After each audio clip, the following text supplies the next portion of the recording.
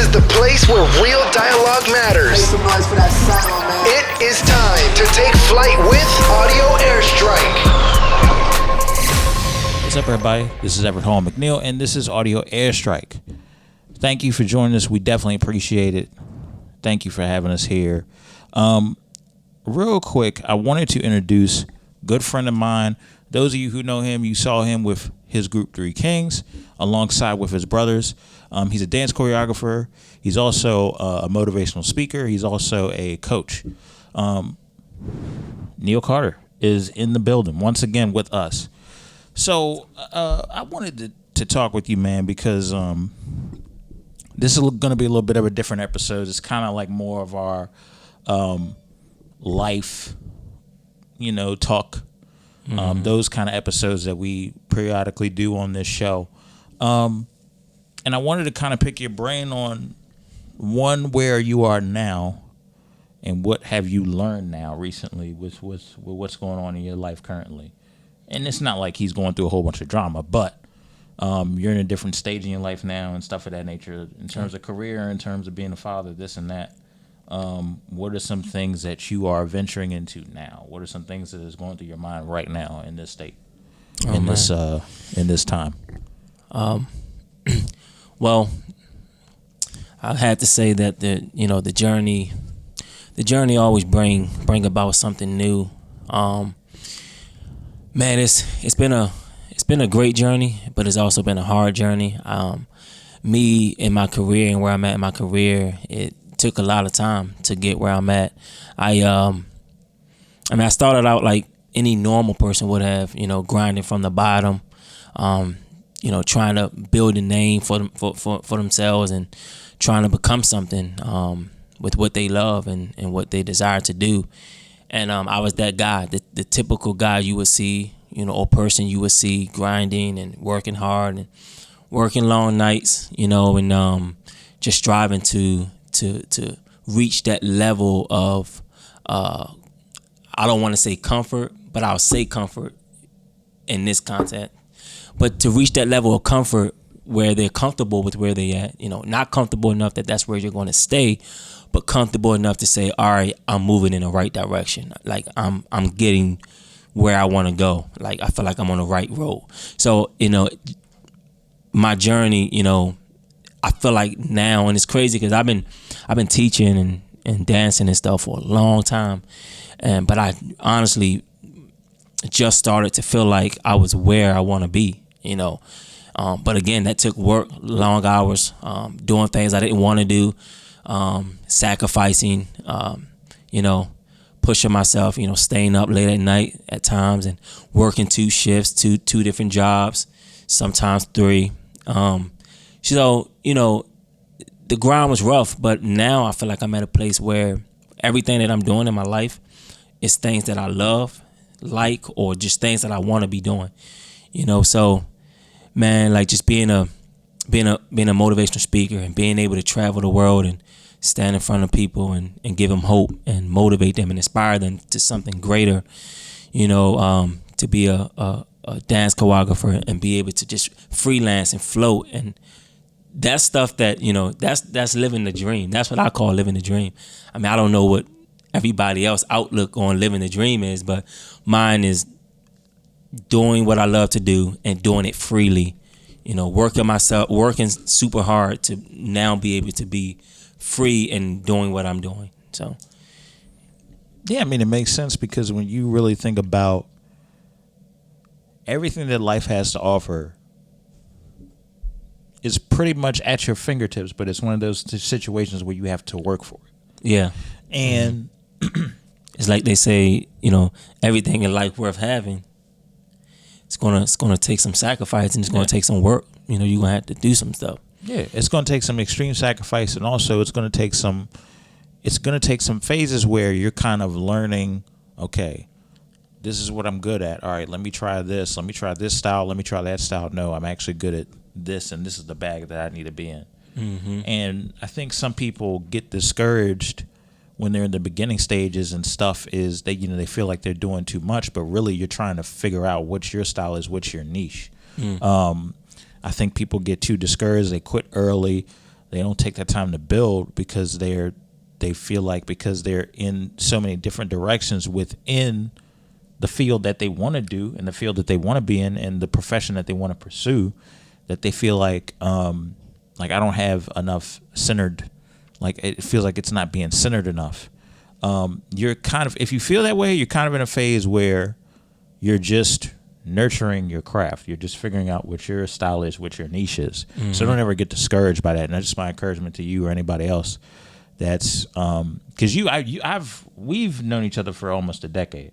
So I've watched you past some of these stages, and you've watched me pass some of these stages where, those we've had to, answer those challenging questions. And those questions, sometimes they don't get answered in a week. It takes a month. It takes a year.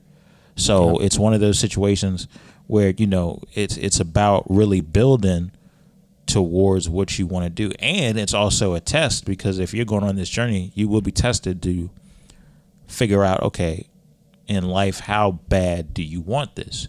It can be yours if you're willing to work for it, but it's like, how bad do you want this? Are you willing to unlearn everything you knew? Are you willing to try new things? Are you open-minded? Are you willing to take coaching? Are you also aware of, who you keep around you to help push you and stuff of that nature? So it is a lot of different things that happen and go back and forth. There's a lot of nuances that you got to look after. Yeah, that's real, and I feel like that's the bulk of what it is knowing what it is.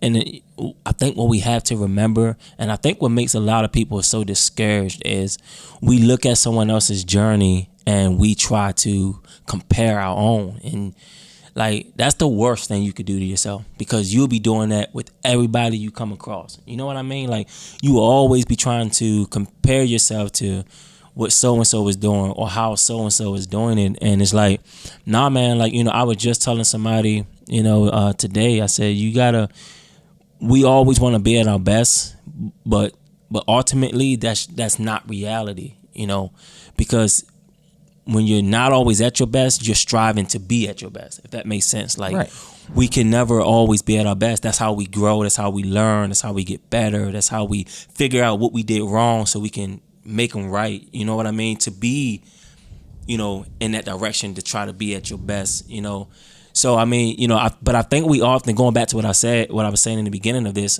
is we often look at someone else's journey and we compare ourselves.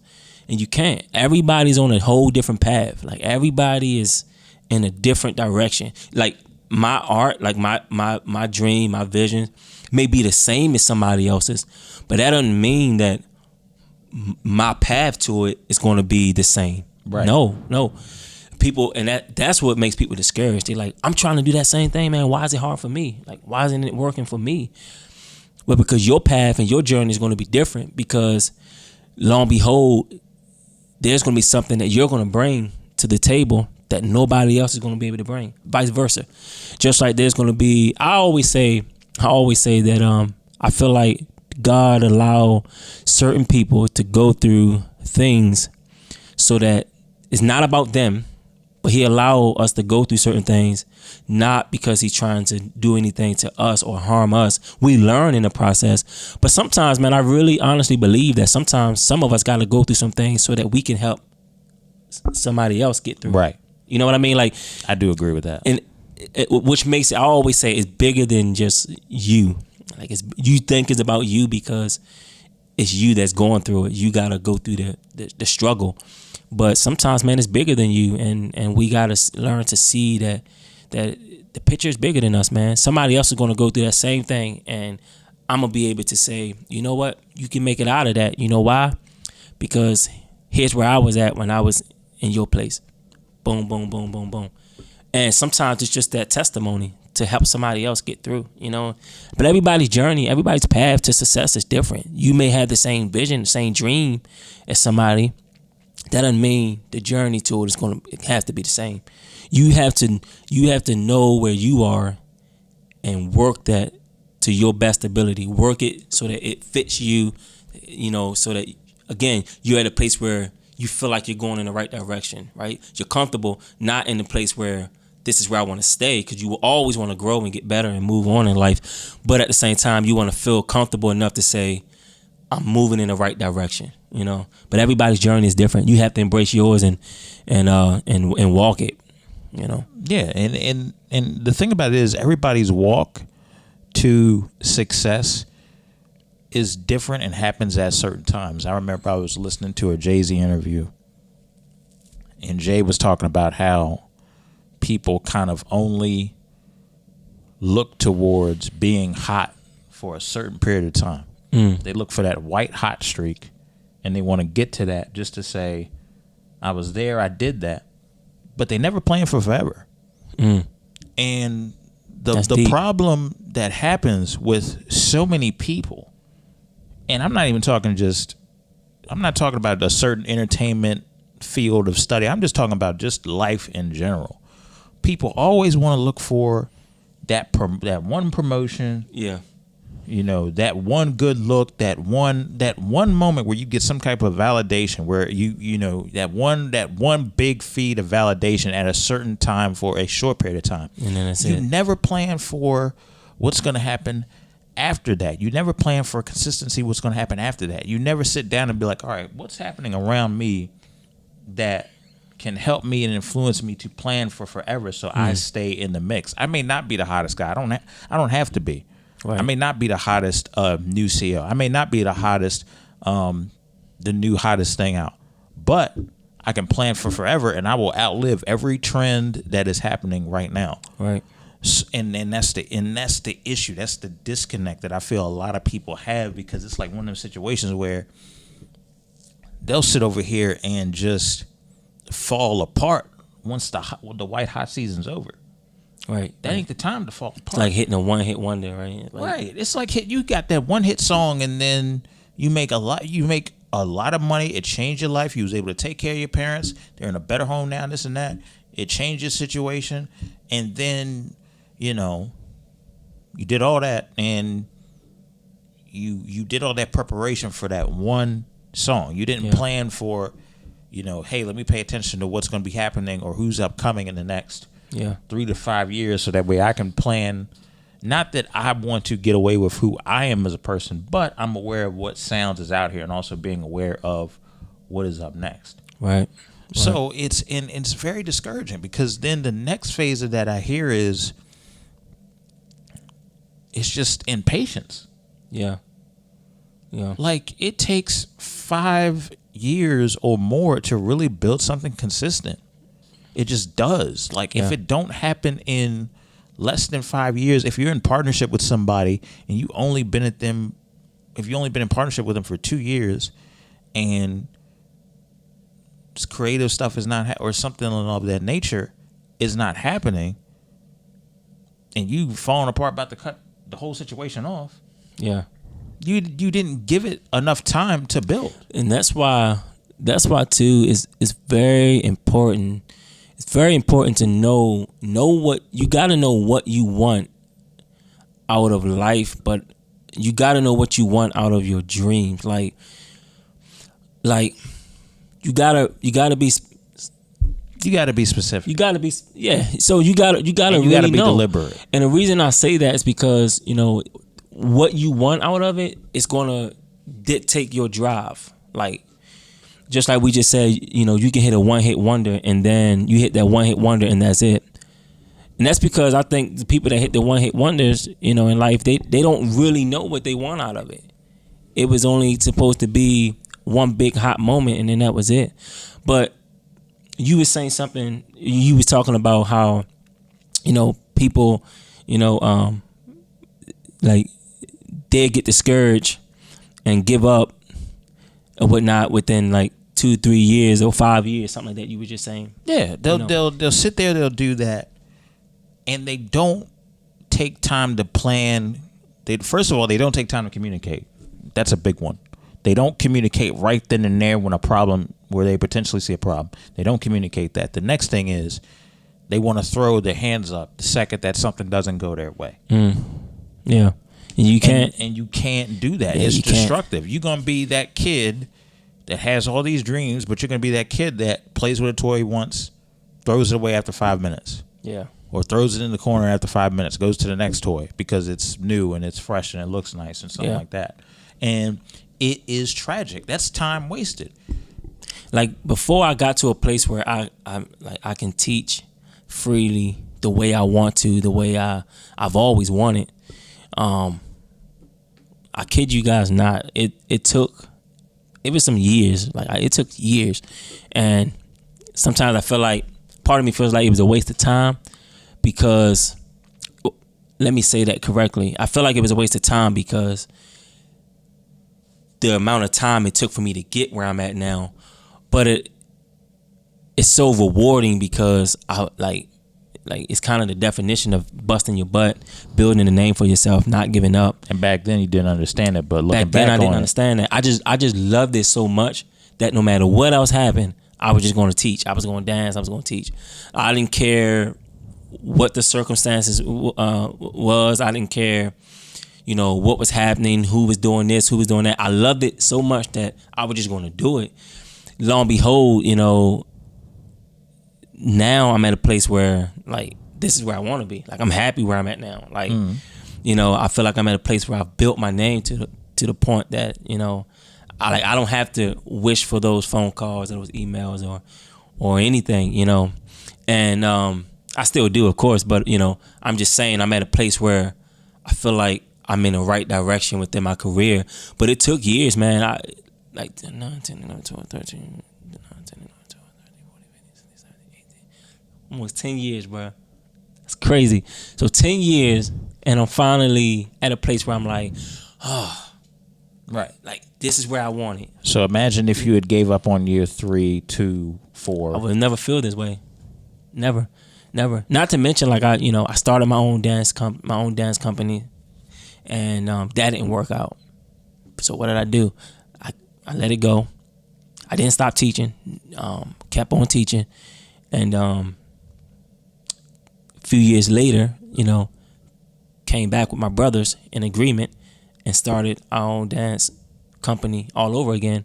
But it was the first one wasn't our company as siblings, as brothers, as partners. It was just me, and it didn't work out. So I let it go, and then I came back to that reality. Like, look, man, this thing can work, but maybe I got to do it like this, like this, like this, like this. So they don't. And sometimes too, we think that because something don't work the first time, to just stop and never do it again. That doesn't mean stop. Sometimes you got to go approach it from a different angle. Right. Like it might not have worked this way, but maybe it'll work this way. So don't give up on it just because it don't work one time. Like I was telling somebody today that try it. Even if it fails, you can't be afraid to fail. You got to try it. If it don't work, so be it. Go back to the drawing board, try something new. Or try it a different way. Maybe the way you approached it the first time wasn't the right way. And I feel like that was me. The way I approached the whole having my own dance company the first time didn't work. So I tried it again with my brothers, and you see, I mean, it's been right. It's been Everything awesome, is man. clicking. Everything is clicking. Everything is clicking. I mean, and I'm so grateful for that. I don't say any of that with the cockiness, but I say it with humbleness because I know how hard I had to work to get there, and I'm just trying to inspire you guys to like do the same thing, man. It's nothing in life comes easy, especially if you really want it and it's worth having. You got to work for it, man. Yeah, because you don't, and that's the biggest thing. The biggest thing that I want people to understand with this point is there is so much potential with a lot of people, but it comes to a point where there's this crossroads where you're going to be tested how coachable you are, how professional you are. Do you want quality or do you just want to do shortcuts?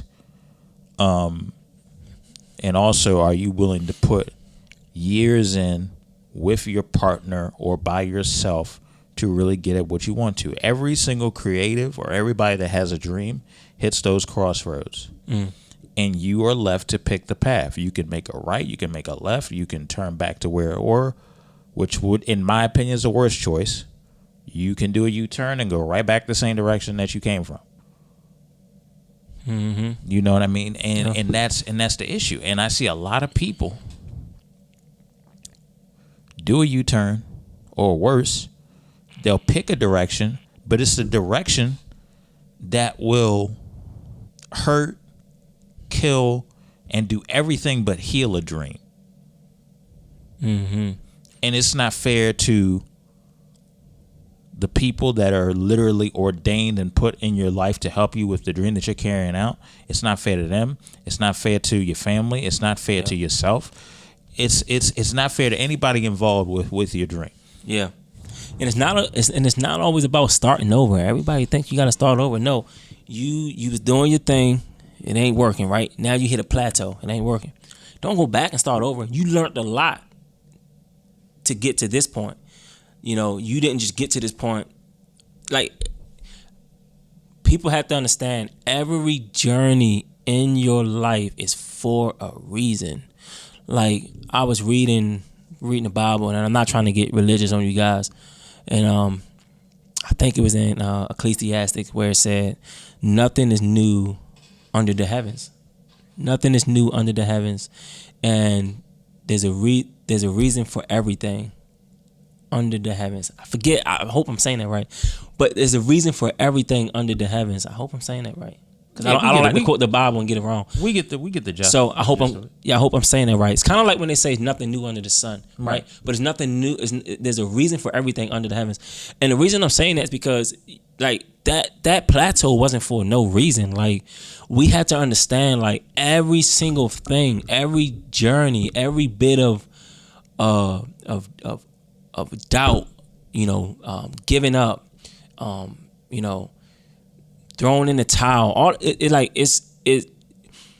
You gotta grow from it. And I hope I'm saying this right, because sometimes we get so discouraged, and people, like you said, people want to go back and start over. You don't have to go back and start over. No, you learned a lot that got you to this point. All you need to do is what you did wrong. You know why you hit this plateau, right? So all you got to do now is reroute. Figure out what am I doing wrong that I'm not growing from this part. I went from here, and here. Now I'm stuck. I hit a plateau. I can't go anywhere. So what do I need to do? Now I got to reroute, right? What do I need to do to get from this position? I'm stuck now. It don't mean going back and start over. No, you came here. Do I reroute? Do I go in a different direction? Right? Do I drop some things off and keep moving? Leave whatever you messed up with, leave it there. And I'm just trying to give you a picture, trying to get you to understand this. It's not about going back and starting over all the time. You really can't go back and start over. Honestly, like, life don't have no reset button. There's no button you can push and start all over again. It really, like I said, like, I had my own dance team and it didn't work out. And then I came back to it. I never said I started over. I never said that. I said I came back to it. And I restarted with my brothers. I did it differently. And everything that I did wrong with the first try, the first go around, I didn't take it into the next one. And now it's at a place where it's thriving. It's going. We're going. And I'm just trying to give you something to think about, man. You can't always think to start over. If you try to start over all your life, you ain't never gonna get there. I'm gonna say this, and this may come off a little bit more harsher than what Neal said. If you're the type of person, that if it don't work in 2 years or in 3 years, I'm done with it. Not only are you patient, but also you're selfish. I don't know how else to put it. I'm in the season. Some of y'all have worn out my kindness, so I'm just saying how bluntly as I gotta put it. Show up at the doorstep. Right. Yeah, they're over. Yeah, man, I can't. It's one of them situations, man. And I need to say this for the people that have gone through this, where you've tried to help people, you try to do this, you try to do that, and it just wasn't working out. Your talent and your kindness and your support is a privilege. This is literally going to be pretty much the message of my life, because it's that important to me. Your kindness, your support, your talent is a privilege. Mm-hmm. And if at any given point that is abused or unappreciated, then you have every right to take that privilege away. And it's one of those situations where if you are running into people that have done that, organizations that have done that, you don't have to cuss at them. You don't have to say a bad word about them.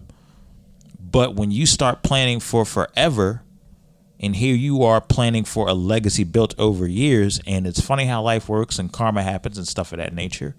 And when those people that did not plan for forever want to come back and partner with you or whatever you got going on, if that situation was to happen, you don't have to fuss at them. You don't have to cuss at them. All you have to do is be like, look, I respectfully decline. Or, hey, I think it's just best we cut ties. And if they ask why, you don't have to go into asking why. Because at that point, they just want some validation over the guilt that they're now facing. And everybody don't need validation. And everybody don't need validation. Everybody does not need, oh, this is why I'm doing this. Some people don't deserve that. That's real. Some people do not deserve that. I'm not wasting any more of my time going back and forth with somebody that is not going to help me with my dream anyway. It's going to be a big distraction. I don't have time for that. I don't have time. It's a waste of your time. Your time is valuable. Your time is money. I know people get caught up in money or whatever, but when you think about it that way, it's true. Mm-hmm. I'd rather resort my energy.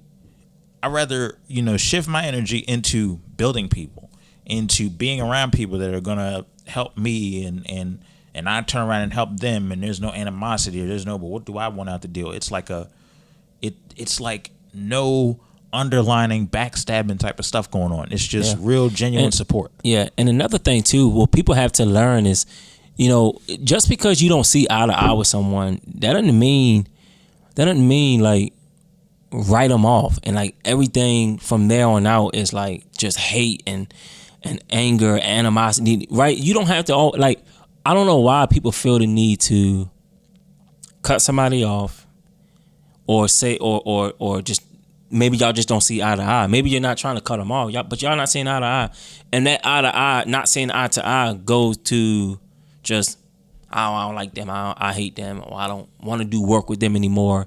It's one thing when somebody's wasting your time, but like I was telling, Everett, a few moments ago is, I was once told to never burn a bridge that you can't go back and cross that same bridge, right? So never burn a bridge if you at some point plan on going back and crossing that bridge. And I don't know that we know that when we're going through, the headbutt with people, but sometimes it's better to just say, you know what? It is what it is. Don't burn the bridge, right? Leave, depart, whatever, on good terms, because you never know when that person's going to come back in your life, and you never know when y'all going to cross paths again, and maybe it might work out, but sometimes people always got to make not seeing eye to eye this thing where, oh, I hate you. You stay on your side, I stay on my side. And it don't always have to be that way, man. Sometimes it don't have to be hate. It's one of those situations where it could just be we don't mesh well in a partnership. And sometimes that's okay. That's another thing, man. People got to learn to be honest with that stuff. Like if it ain't working out and you know that it ain't working out, don't try to go make it work. Like sometimes certain people, I say this all the time, certain people, you got to leave them like this. And I'm not being rude. I promise you guys, I'm not being rude. But it's real though. Some people, every relationship brings something different to you. There's certain people, you got to keep them close. And then there's certain people, you got to just be like, this is where we are. And with an understanding, and this is where we are. You know what I mean? Like, you got to understand, this is where we are. I'm not trying to be rude, disrespectful, or anything, but I understand our friendship. I understand our connection. I understand what this is. And if this can never be here, then keep it here and respect that. Like, that don't mean y'all hate each other. That don't mean y'all don't like each other. You just understand the truth and the honesty of where that relationship is. Because a lot of times, people think that everybody got to be here. You got to be close. That ain't true. That ain't true. Sometimes you got to leave people where they are. Okay? I'm not saying we got to go out and eat lunch every day, right? I understand where our relationship is, right? So I'm going to leave you here and I'm going to stay here simply because we're better that way, right? We connect better that way. We're not arguing. We ain't fussing all the time. There's no hate. We just know where we stand, and that's that. And sometimes that means we have to be mature, and we have to be mindful of each other. And the reason I say that is be mindful to not try to make something work that can't work, because everybody can't go. Everybody can't go with you. Everybody's not meant to sit at the round table with you. And it's not enough chairs. Yeah, it's definitely not enough chairs. And another thing with that is there are so many different personalities when you're dealing with people. Everybody's personality is different. Mm-hmm. So the stuff that you and me may not get offended by, or the stuff that it may not affect somebody else, it'll hit them different. And if that's not nipped in the bud and talked about right then and there and worked out, it could cause an issue. It could cause a problem. That's another thing. Communication is key with these things, guys. It's really key, because even with, and I'll be very kind of transparent, even with stuff on this show, there have been times guys have not seen eye to eye. So I'll go. So because, as a leader and as somebody that is producing the show, I'll go and I'll sit there and I'll talk and work stuff out. All right, this is what happened. This is how this was communicated. All right, now the solution can be this. Mm-hmm. And that was nipped in the bud quickly. Had I not had done that, it would have festered, affected an episode, affected a show, and then it would have been, I'm just giving you a transparent example. You're looking at this show and being like, well, you got a lot of episodes out. It wasn't all easy to get these episodes out. It wasn't all easy to, have guests come in and stuff of that nature. And I'm not trying to be chatty patty or put anybody on blast, but I'm just saying it's a grind. It's a grind. It's a constant call to becoming a better version of yourself each day. And you never stop grinding, man. I don't care where you go. I don't care how much you think you've done. There's always something else to be done. There's always, another level to go to. The grind never stops. And the grind never stops. And you may be grinding and doing what you love to do, but that don't mean that something else ain't gonna come along. Like, I want to write a book one day. I've never written a book. I don't have a book to my name. But what I am saying is someday that's something I want to do. You know what I mean? So, it's just a part of the process, a part of the grind, primarily, it's about the dance stuff with me. But there's other things I want to do in my life, other things I want to accomplish, So, the grind never stops. You got to keep grinding, like he said. Yeah, you definitely have to do that. And one of the biggest things, and I think you were saying it, where a bridge, you don't have to burn every bridge. No. You have to find, there's got to be some balance, people. Now, I know, based on how I sound, what's a way I could say this, but it'll probably make you laugh. I'll be transparent here. I think out of the two of us, I might be, and you correct me if I'm wrong, I may be, out of the two of us, I may be quicker. If I feel like some BS is about to happen, I may be quicker to cut a bridge off than you are. Is that fair? Yeah. Is that a fair assessment? Yeah, that's fair. Is that a fair assessment? That's I'm fair. not trying to. I'm just trying to give a transparent moment for the people. Yeah, I think that's fair. Okay. But lately you've been tripping, man. I'm not playing with y'all. I'm not playing with y'all. Showed up on the doorstep. Y'all will get blocked. Y'all will get blocked real quick. I'm not playing with y'all. But it's one of those situations where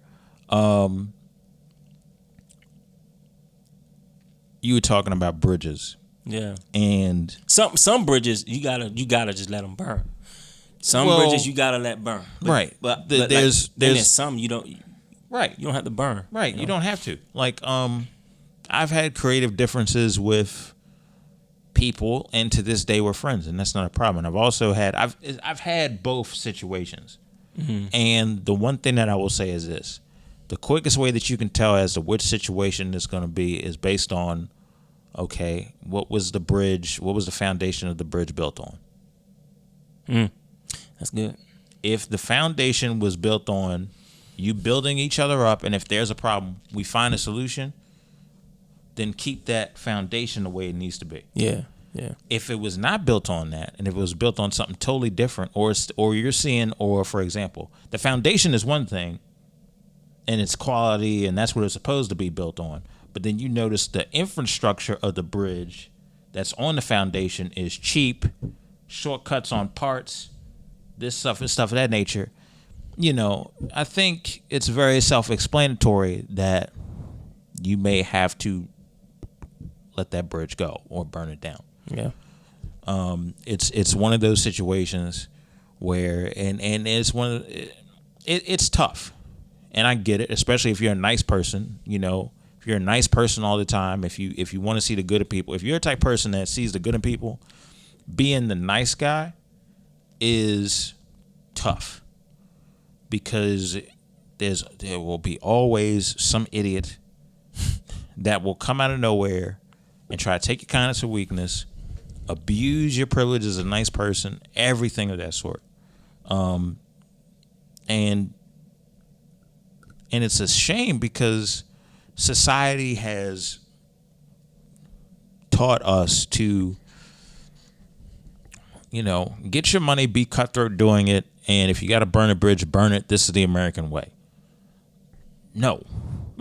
Not all the time. That's not ideal for every situation. That's not ideal. This is coming from somebody who's quicker on the draw than he is. Yeah. You know what I mean? Yeah. You know, it can potentially be problematic. You just have to take everything on a case by case basis. I don't know why people feel like being cutthroat is the way to get ahead. You got to find a balance. Like, I don't have no problem showing my kindness, being kind to people. I have no problem doing that.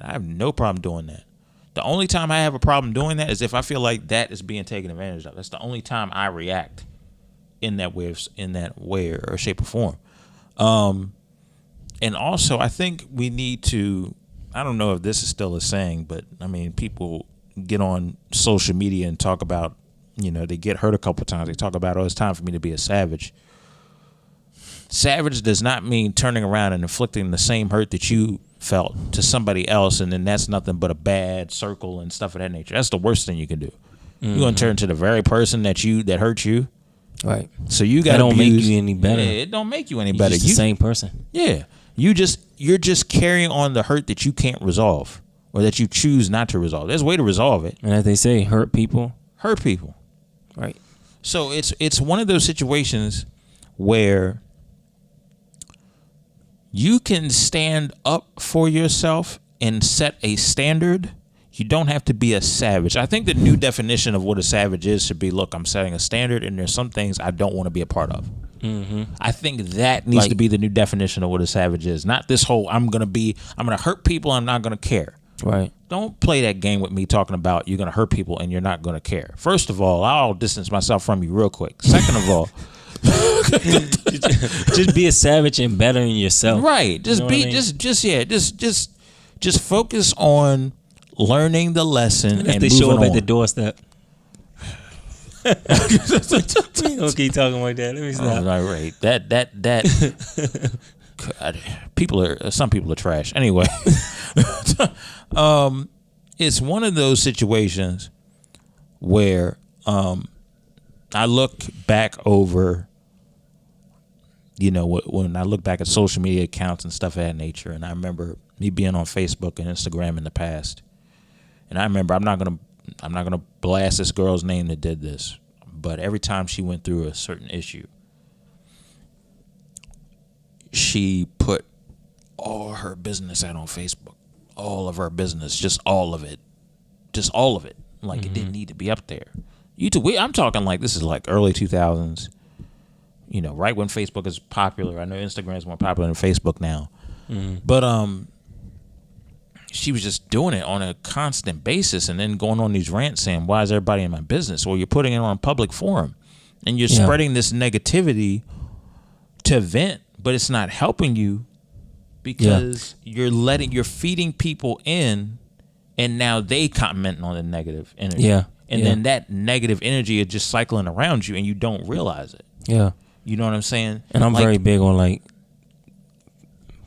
people, carrying and pushing negative energy, Yeah, you can set a standard, cut ties where you need to cut ties, and not walk around with that negative energy at all. There's ways to do it. Yeah, like it's just like nobody, not even yourself, of course, needs that toxic energy, those bad vibes that, and ultimately people who's always negative like that, it comes from a place of hurt, pain, never seeing anything for the good because of where their relationships are, or where they are in life, or the things that has taken place with them. Fear, a lot of those things, some of it's doubt, some of it's not believing in themselves because somebody told them otherwise, and I get it. Sometimes things happen in our lives and it causes us to act a certain way, or be a certain way, or be negative, think negative, and to push that same energy. Because if you're negative all the time, you're going to push that same energy on everybody else. If you can't ever think of anything positive, do anything positive, all you're going to do is push that negative energy on other people. And it does, a lot of it comes from, people's past, where they've been and all of that stuff. But I do believe that there's a time where we have to learn to overcome that negativity that has held us down for so long. And like I always tell people, I know I share this with young people a lot. I don't want to be that 55, 60-year-old still holding on to things that happened to me when I was 16.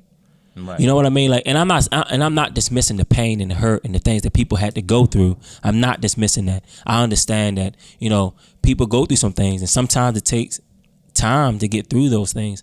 But what I am saying, at some point in your life, you have to let that pain make you stronger, and you have to tell yourself, I'm not going to keep living like this. I'm going to be the strong person that I am. I'm going to believe in myself. I'm going to know that everything that was told to me was a lie, and I'm going to continue to push through life and better myself, and think positive things about myself, push positive energy and not push a whole bunch of negativity. But at some point in life, I always say that the excuses that we make at some point, they're not going to hold any weight. And I know so many people may say that's wrong to say because you don't know what people has been through, and that's true. That's so true. But if you're at a place where you're no longer there, like you're no longer in that hurt situation, a hurt relationship, that pain, you're still dealing with the pain, but you in a different phase in your life, but yet you still bringing the negativity from that pain over to the next phase in your life. Yeah, you gotta you have to leave that where it's at, because at some point it's not going to hold any weight. Like the same thing that hurt me when I was 16, at some point it shouldn't hurt me when I'm 25. I should have outgrew that. You know what I mean? Like, and I'm not, and again, I'm not, because I don't want anybody to think that I'm saying, shut up, stop complaining, go live life. That's not what I'm saying. But I am saying at some point you gotta pick yourself up, and you gotta be strong enough to say, you know what, I am who I am. I am, who God says I am. I can be, whatever it is I want to be in this life. I don't have to walk around with this negativity. I can be positive. I can think positive things. I can congratulate other people. Although it's not my success, it's their success, I can congratulate that. I can, it don't have to be this negative energy. And sometimes, we just push this negative energy, and we wonder why the world is the way it is today. It's because, again, hurt people. But it don't have to be that way. I've been through, and we all different. We all take the things different, and our outcome on pain is different. But I've been in some crazy places in my life, as a child, and I have every reason, and I have a lot of excuses to say I don't want to do this, I don't want to be that person, I want to just be a hateful person, I don't like that, I don't like you, stay away from me, just be negative. Like, I have every reason to be that way. If I shared my story with you, you might say the same thing. I have every reason to be negative. You know what I'm saying? But that's a choice. That's the choice that we make. I choose every day to wake up. Well, I don't choose to wake up. The Lord wakes me up, but I choose when I get up to either be positive, negative, or show love or not, or all of those things. Like we choose that. We choose to be that way. Like and some things we premeditated, right? And if you premeditated what you wanted to do and it came out to be negative, yeah, you need to really, really get rid of that toxicness. Get it out of your life. You're not going to grow. It's not going to help you. It's not going to make you a better person. It's not going to make you successful. And it's going to keep you at the same level. It's going to keep you right where you are, man. You gotta get past that hurt, that pain, that drama, that toxicness, man, so that you can live life and enjoy life for all that it is. Life is rough, but it's also beautiful. Yeah, absolutely. I agree. And I think it's very important. And especially, we have to be careful of how people say certain things when they say, "Oh, guard your heart." When you hear stuff like that, pay attention to who that's coming from, and also get their background first before you take advice from them, because you don't know if it's coming from a place of negativity or they're seriously trying to help you out. Yeah. So you definitely have to vet where you get your advice from. That's a key, because somebody that is looking at it from a certain perspective is only going to give you his opinion from that certain perspective. It's not going to be the bigger picture. Now, if it's somebody that's been around you, that's seen you grow and that this and that, and that have seen your whole story, they can give you the bigger picture on what to watch out for, and if it's genuine, they can do that for you. But it's one of those situations, man. It's one of those things where you have to, I'm not going to say guard, but just vet where you're getting your advice from, where you're getting your counseling from, stuff of that nature. Because I was telling Neal, because Neal's a perfectionist, and Neal is he's creative, but he's a perfectionist at times. And there's nothing wrong with that. You want the absolute best, and you want to put the absolute best foot forward. The issue is that sometimes he was concerned, and this was the car ride earlier, he was concerned about, I want this brand to be the best it can be, and I don't want to be like everybody else. I want to be unique. And I said, if you focus on just being you and just being genuine, just being on who you are, that in and of itself will be the identity for the brand that you're trying to produce. And also, look, I wouldn't waste your time worrying about what other people have to say and this and that nature, because they're going to hate regardless if you're acting fake or not. Mm-hmm. So I'd rather you act how you are genuine, what makes you Neal, and carrying that out and have them hating on you, than you trying to please them and they still hating on you, and then you even feel more bad. Yeah, we're always gonna have that percentage. You know what I mean? Right. And I feel like that was some great advice, because no matter what you do, you gotta always expect the good and the bad. There's gonna be people that's gonna love it, and there's gonna be people that's not. There's going to be people that leave negative comments. There's going to be people that leave positive. There's always going to be some keyboard warrior that, decided, I'm not going to fulfill my dreams. I'm just going to spread negativity on other people that are trying to. Yeah. That will sit over there and that will, and that's I'm okay the role with that. They want to play. I'm fine with that too. I'm honestly okay with that. I'm not worried about that. If you ever take the time out to go on any of my videos, any social media or anything to spread negative energy, then I know that you're watching me.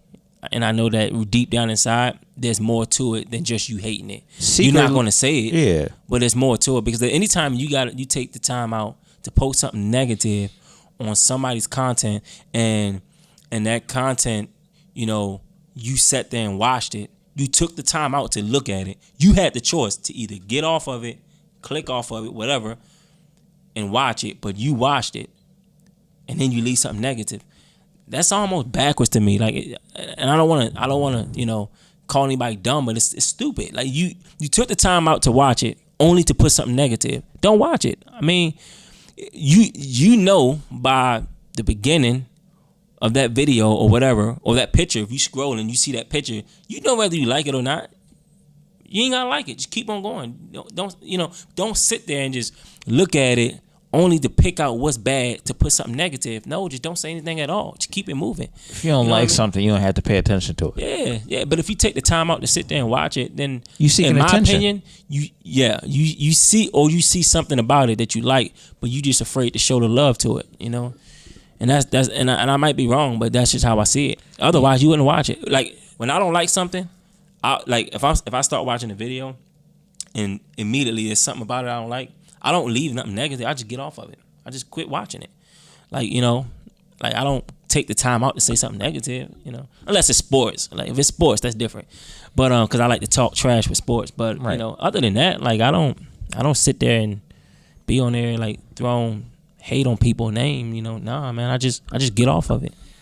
People got to protect their energy too, man. Because I mean, if you're gonna waste your time, if you're gonna waste your energy going back and forth on comments. And you got to remember, too. And they got a negative view anyway. It's like, come on now. Yeah, and you can't, you know, I think, too, we have to remember, you know, everybody's not going to like it. Everybody's not going to like you and what you do. You got to remember that. You're not going to be everybody's cup of tea. That's another thing. No. You're not going to be everybody's cup of tea. Everybody's got a different flavor as to what they like. Yeah. You're not going to be everybody's flavor. I like that new peach one. It's like this peach tea. It'd be good. More of a strawberry guy with the... and also a lemon. We're getting the jokes off right now, but we're serious.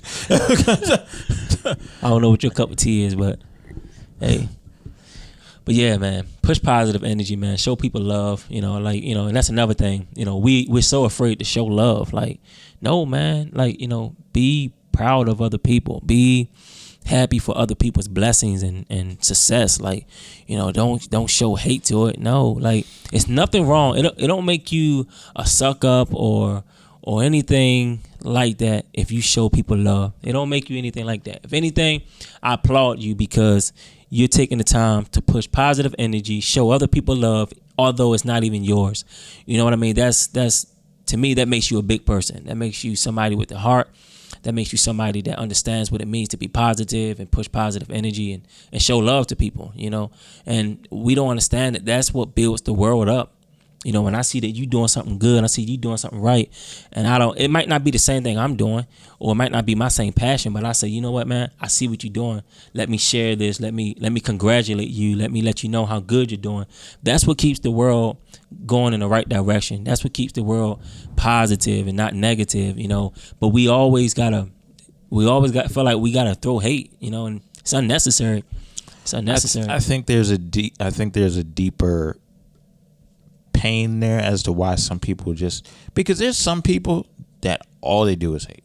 Mm-hmm. And I think that there's just a deeper problem with those types of people. They never got that validation. They held on to stuff when they were younger. They never got that validation. They never got that diploma, that award, that recognition. And somewhere along the way, they just decided, all right, I'm going to make everybody's life a living hell or try my best effort to do something. I'm not happy, so nobody else can be happy. Yeah, if I'm not getting an award, nobody else can get an award. If I'm not celebrated on the level that this person is, ain't nobody else getting separated. I mean, ain't nobody else getting celebrated. So it's because toxic, but the only way to put, and I know it's easy for us to sit up here and say we got to be positive because I'll be for real, the negative screams very loudly.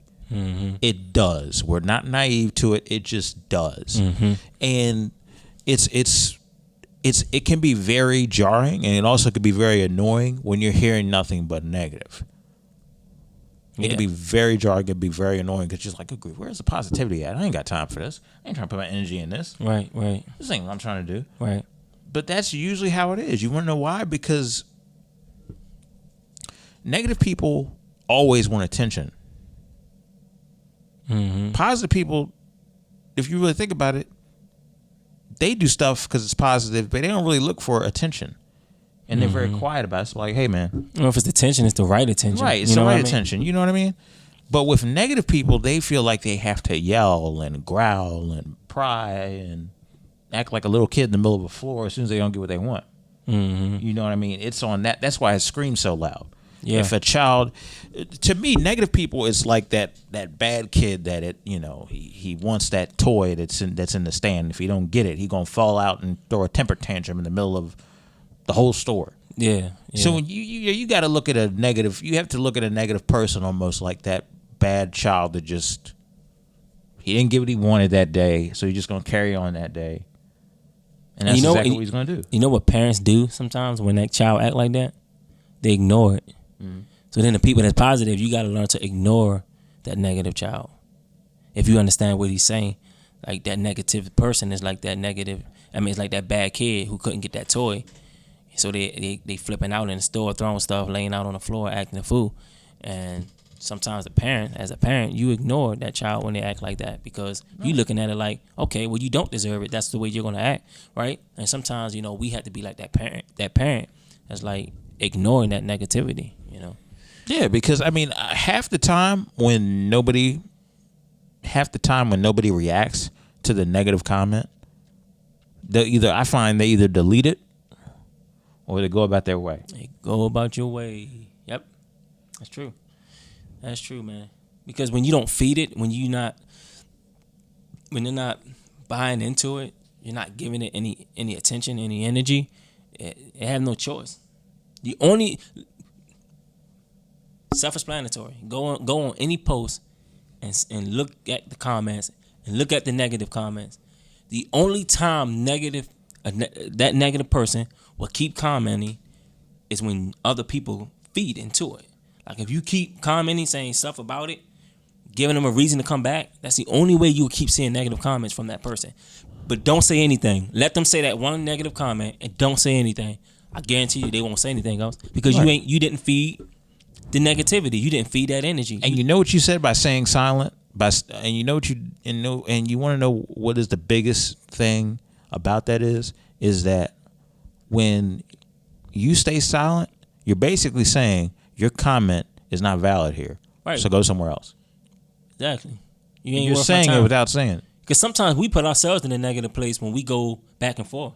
Right. Like when we feel the need to argue back and forth with somebody who's negative, we put ourselves right in that negative box. Right. Now it's toxic for us, and we at a place where we don't need to be, right? Because we're trying to be here in life, and then we don't let them, say something to bring us to their negativity. No, I'm gonna stay over here, and you keep that negative. I'm not stupid. I'm not stupid at a level. Yeah, and that's another thing. Learning when not to respond to things that is not worth your energy.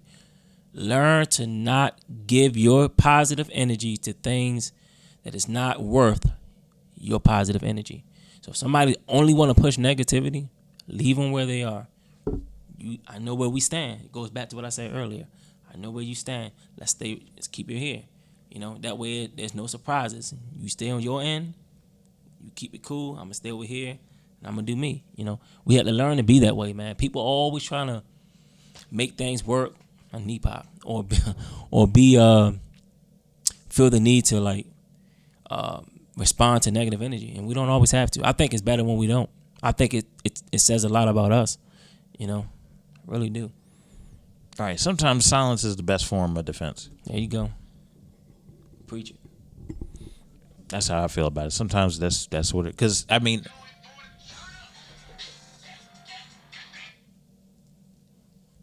Sorry, I thought my phone was off. No, you're good. We can edit that out. It was 58, 32, 33. All right. But yeah, man, it's one of those situations where it's just necessary to do that. Is there any other I wanted to get your thoughts on this, and I'm glad that this sprang back into my mind. Speaking of negativity and stuff of that nature. I think everybody's aware of the comments and the issues or the Trump's comments on Baltimore and Elijah Cummings and this and that nature. Perfect example of what we're talking about.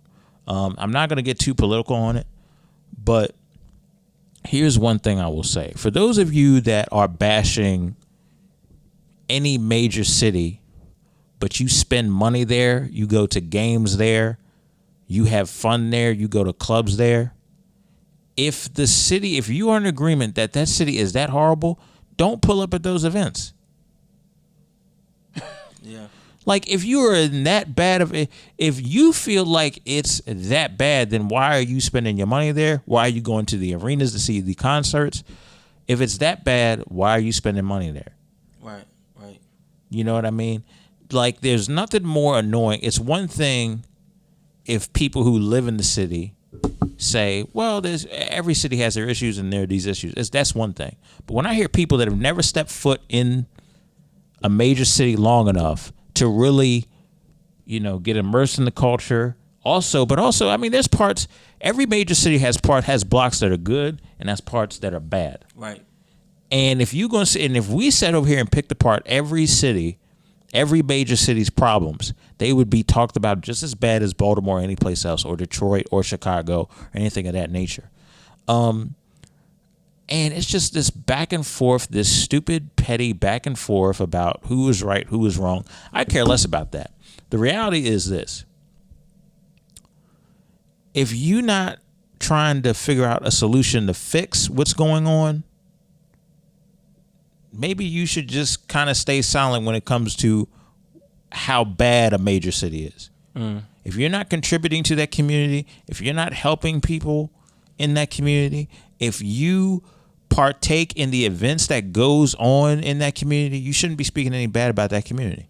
I agree. You got to have that same energy. If your favorite sports team is playing in that major city and in that area, then don't show up. Right. You don't want to be there in the first place. You don't. That's what I'm saying. But let it be a sports team that shows up, or you let it be some other place that shows up, or you let it be your favorite artist that shows up there. For example, if Garth Brooks shows up at the Baltimore Arena, you got hair on your nose. It's okay.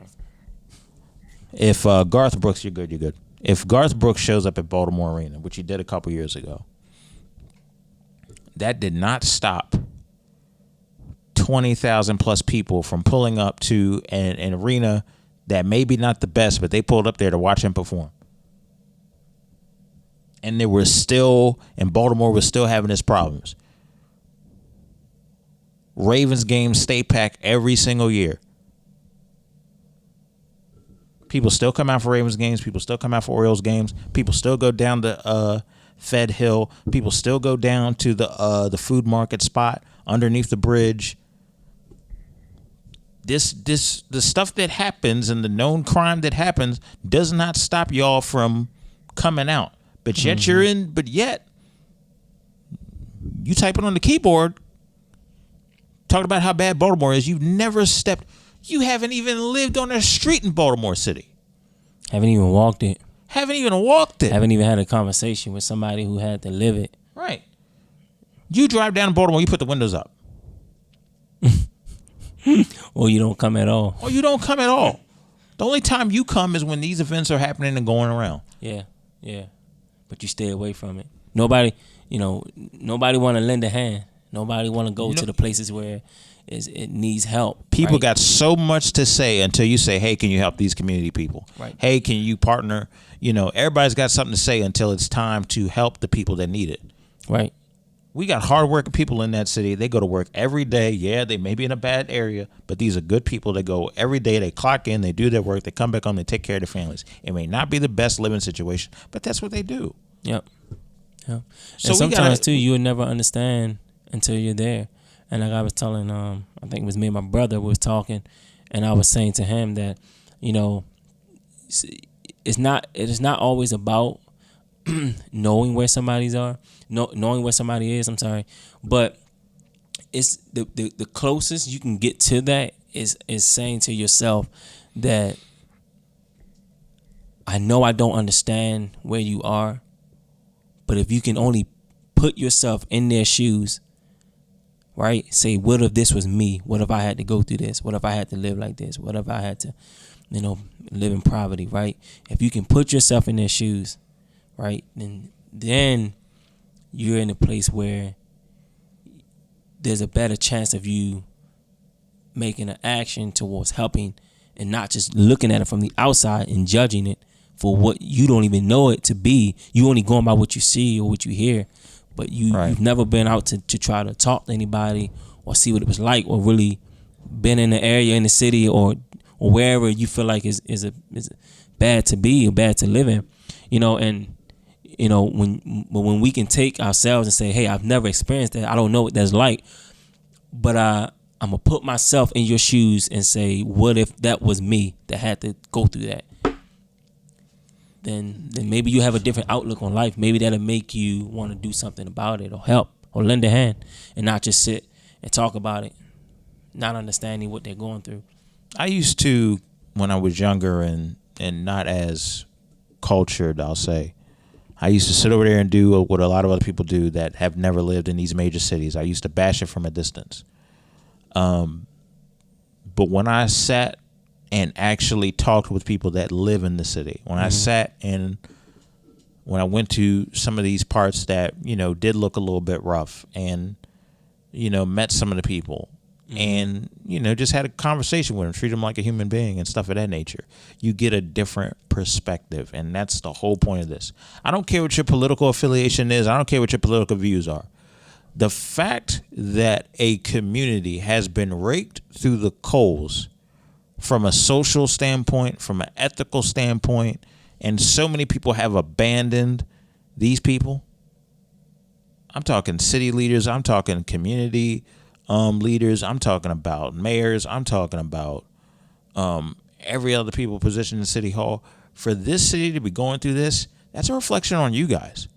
The people are trying to do what they can do to survive. And part of that is, you take away the community centers. You take away the art centers. You don't even fund education right for these kids to really get the education. You don't fund certain programs for these kids to be exposed to stuff outside of their living. You border stuff up. You don't rebuild the neighborhoods. So now you are giving gangs and other negative influences the right to influence these kids, when you should have been insisting and helping the parents to be more of a positive influence. There's that aspect that goes down. Nobody takes that into account, though. Nope. Nobody takes that into account, that this has been going on before you and me were born. Yeah. And like I always say, it only gets worse. Like I hear people from like other generations, they say, like my mom would say, she would say, sorry, Ma, but I'm gonna say this. But my mom would say, my generation wasn't like that. My generation was respectful, they was nice, they was polite and stuff like that. And I always say that everything is passed down from generation to generation. Like, it didn't start in our generation. It started in the generation before mine. It only gotten worse, right? Like they say, it's nothing new under the sun. So when people from older generations say, well, we didn't do that back in my day, so my generation made it up. Right. They got it from somewhere. They got it from somewhere. It ain't new under the sun, right? That's what they say. So it was passed down, And like I always say, if you don't, it's like cancer. If you don't cut it off, it's gonna spread. So if I'm just gonna use HIV for example. If HIV didn't start in my generation, HIV started long before my generation, and there was nothing done about it. So it only, like anything else, got worse. Further down the line, it only gotten worse, And I'm just using HIV as an example, But it's like everything, everything. Like if the generation before didn't cut it off, it's only passed down. Right. It's only passed down. You're only going to see it in the next generation, and it might be worse because it only gets worse. It don't get better. Right. I talked to my one buddy, and he was like, what is it going to take to make a valuable change in culture and stuff of that nature? And he was talking about, the local cities and stuff like that with the crime and this and that. And he went on that little bit of a negative tirade that you hear on the news. And I said, look, it's not going to take it's going to take more than one person to change stuff around. It's going to take an entire group of people to sit down and educate several generations for that curse to be broken. Notice what I said. It's going to take several generations of good people to make an impact on several generations of the people that are living there. And then you will start to see those communities rebuilt, not just from a infrastructure, but also from the heart. The root of it. Yeah, the root of it. The root of it is not a infrastructure thing. It's not a class thing. It's a mental thing. You got generations of people that have been going through poverty, and this is all they know, and they're trying to figure out survival. So if they see an opportunity to join a gang and it provides them some money in their pocket, they can eat the next day and survive. Guess what they're going to choose? Yeah. Yeah. You know what I mean? That's like, for instance, I have a young man right now who I've been trying to help. You know, he just turned 18, still trying to. Well, he's still, you know, in high school. You know, I guess he was set back, you know, for some years, and he's 18, trying to, you know, get out of high school, but he's also trying to work, get a job, but he don't have no identification. So I was trying to reach out to his family to help get that identification, and they kind of didn't want to help. They was, you know, acting like it was nothing. And so I was like, okay. I said, well, look, I'm trying to help this young man get a job. He wanted a job. You know, we're trying to help him get on his feet, you know, get his license and stuff like that. And he needed his identification, and they didn't really want to help. And it's sad because that's all it takes for a young man like that who's trying to do right. He's trying to do right, trying to get ahead in life, trying to start his journey, right? And he's trying to start it off right, you know, and all it takes is for somebody to say, no, I'm not helping you. And then to put them in a place where now they feel stuck. I don't have no identification. In order to get a job, I need identification. And you won't help me go get it, so I don't have it. So what's the first thing they're going to turn to? They see all this stuff going on in this city. What's the first thing they're going to turn to? They're going to turn to the drugs.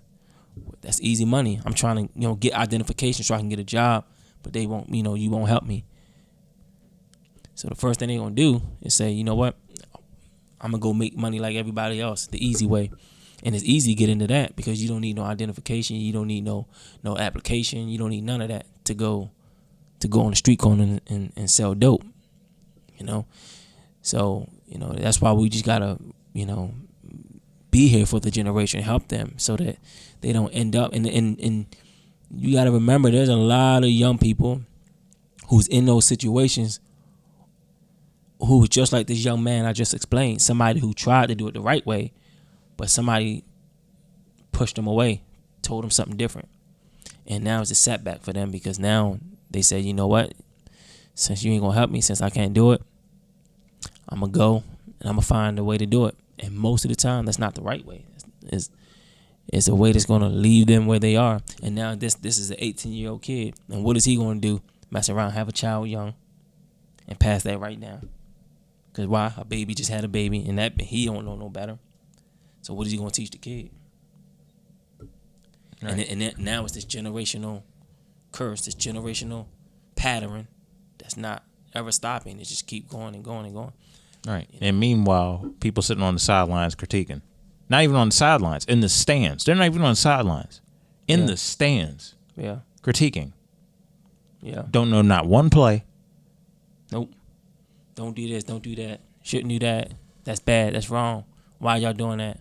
But you ain't coming down off the stands to teach them nothing. Right. It's crazy to me. It's crazy. It's like people would say to a young girl who grew up without, you know, her parents, who grew up, you know, in an urban community, who gets pregnant. She get pregnant and everybody looks at her like, ew, why are you pregnant? You too young. You know, you're still a baby. Why are you pregnant?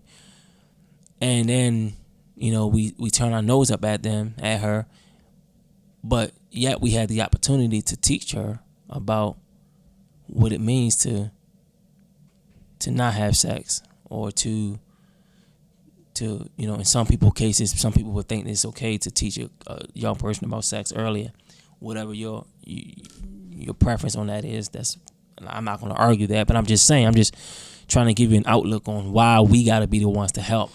And because we don't want to help, but we want to complain and we want to critique and we want to And then give out 2 cents. Your 2 cents is invalid. It is not needed because you didn't take the time out to say, you know what? Let me teach you about sex. Let me teach you what can happen if you do this, and this. Let me teach you how to have safe sex. Let me teach you about, getting married first, right? Being married before having sex, right? Let me teach you these things in hopes that I lead you the right way so that you don't go down that road. We don't at least do that. Let me teach you that at least so you can be aware. So when you see certain things happen, you're aware of it. Yeah, but we don't do that, and then the person end up pregnant, and you're like, ew, why you pregnant? You shouldn't be pregnant. You're only a child. That's a shame. You're pregnant. And you point the finger, but did you take the time out to say, hey, you need anything? Hey, do you need me to talk to you about? You won't take the time out to do any of that stuff. Build relationship, right? Help people. Right. But yet we want to be the first ones to complain or critique somebody or tell somebody what they're doing wrong. No, what you need to do is tell yourself what you did wrong because you ain't helped. But now you point the finger like your stuff don't stink. Like you're some authoritative figure. I'm not playing with these people. Yeah, I know. I'm playing with these people. You in a whole nother season. I'm playing with these people. You want to come at somebody all harsh, like you authoritative figure, like you wasn't doing the same thing. Yeah. I had somebody literally, and I'm gonna call him out too. I had literally somebody. It was like when Justin Bieber was in a lot of trouble and stuff of that nature, and my friend was going off on him, talking about all the dumb stuff he was doing. I looked at him. I said, just like this. So you wasn't doing that dumb stuff at 17, 18, 19 years old? Mm-hmm. His just out in the light for you to see it. Right. His is like these celebrities that are young and that are doing whatever they're doing, it's out in the spotlight. If I turn that same spotlight onto you, you wouldn't know how to handle it. Right. You would be paranoid for the rest of your life. Right. That's a lot. That's a lot for a young person to have to deal with. But yeah, man, we just have to be those people that reach out and give a hand. So we can save this generation, and not just be the people that sit back and talk bad about it, but be the people that step up and try to do something about it. Yeah, it's easy to talk. It's easy to talk, but it takes a lot more investment to teach and coach.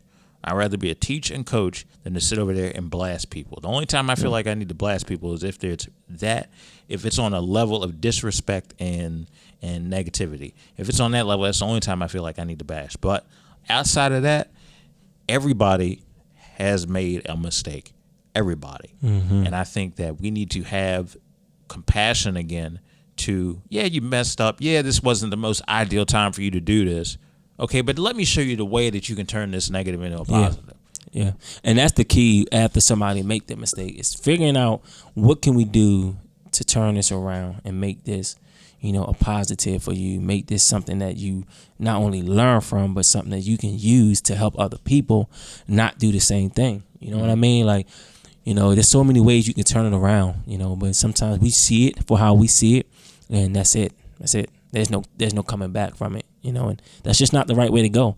They ended up where they were because they don't know no better. And you have what it takes to come and teach them and show them something different, but you choose not to, And I'm just being transparent, real with you guys. That falls under the bracket that I was under, being a young parent.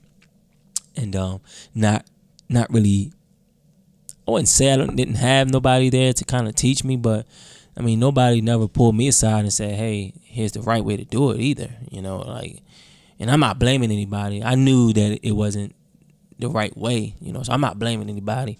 I knew what I was getting into before I did it. I wouldn't lie to you like that, but what I am saying is, nobody came alongside and said, hey, Neal, stay on the right track. Don't do that because boom, boom, boom, boom, boom. Nobody really said that, So what did I do? I made a mistake, and I wouldn't say it's a mistake. It's the best thing that ever happened to me. The timing was a mistake. The child is never the mistake.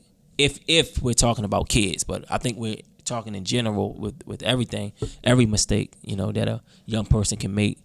But in my case, it was, having a child young. And that, again, that's not a mistake. The timing was a mistake, but the child was a blessing. And but I'm just one of many who turned out to be okay. Everybody, that's not everybody's case. That's not everybody's journey. Some people need somebody to come alongside of them and say, yo, look, here's the right way to do it. Or here's how you can turn it around. So. Right. The ball is always in your court in life, so thing that you need to focus on is when it's all said and done, you want to leave a positive impact. A positive impact should be your legacy, not anything else. And it's very, very rewarding when you look back over your life when it's all said and done, and the journey that you went on not only benefited you, but also benefited everybody that was tied to you. So your close friends, people that you helped along the way, they don't forget that stuff. The ones that are very considerate, that are positive, just like you are, they don't forget that stuff. And that's the kind of impact that you want to make, and that's the impact that you kind of want to strive for. So for those of you that have been listening to this, that is what you want to strive for. And whatever you're doing, there's always a bigger calling for it. And sometimes you're put in that situation, sometimes you're put in that field to make an impact in that field that nobody else can make. That's why you're going on a certain path that you're going towards. So don't get discouraged. Don't throw in the towel. Don't sit over there and be like, why me? Learn the lesson, push forward, and stay on a journey. Yeah. Neal, I want to thank you for coming on. This has been a very, I feel like a lot of people need this episode, especially in this time, because with so many distractions in the summertime and stuff of that nature, I feel like people need that kind of like that refocus. So I definitely want to thank you for coming on. I definitely appreciate that. No problem. We're gonna be doing this more often. Yeah, periodically I'm gonna bring him on the show to like talk about a lot of life situations and stuff of that nature. And I will try to not be as It's okay. It's all good. Sometimes we need to. It's weird, right? I feel like you're gonna be like good cop, and then I'm gonna be like bad cop, and there may be some episodes where maybe flipped. Yeah, I can see that.